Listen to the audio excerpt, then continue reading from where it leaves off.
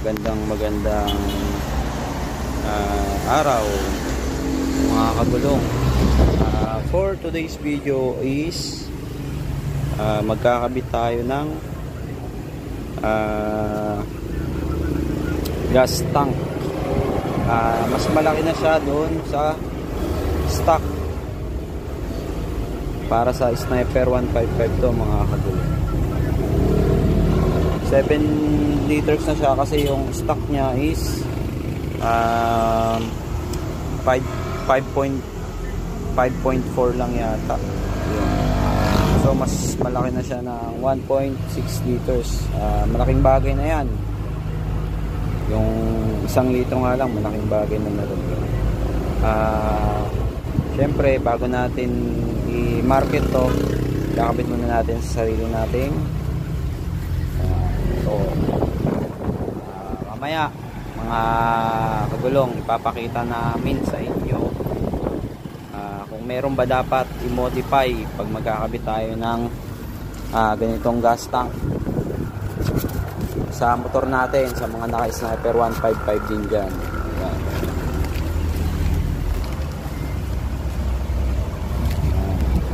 Yan, magpapatulong tayo kay paring Eman magkabit nung gas tank natin. Yan. So yun, babaklas muna kami so ito nga mga kagulong yung itsura nung kakabit natin. Yan. Meron na rin siyang tatak.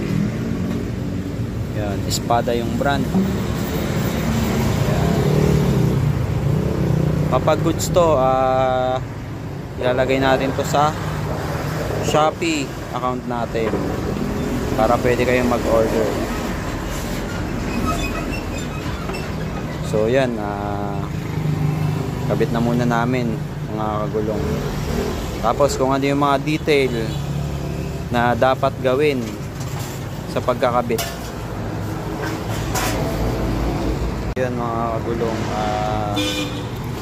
Pagkakabit nga nitong gas tank, kailangan baklasin yung kaha magmula dito hanggang dun sa likod, dun sa may gas tank. Hindi lang ako sure kung kailangan isama to, mamaya papakita. Yan, ito muna ang pagkakabalaan namin habang wala pa tayong customer dito sa shop. Yan, sinisimulan na nga ni paring Emma natin yung pagbabaklas. So yan, tulungan natin si paring Emma natin.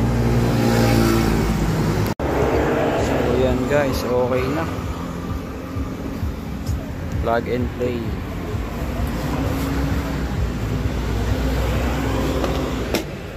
Hindi siya mahirap. Sarado, buksan.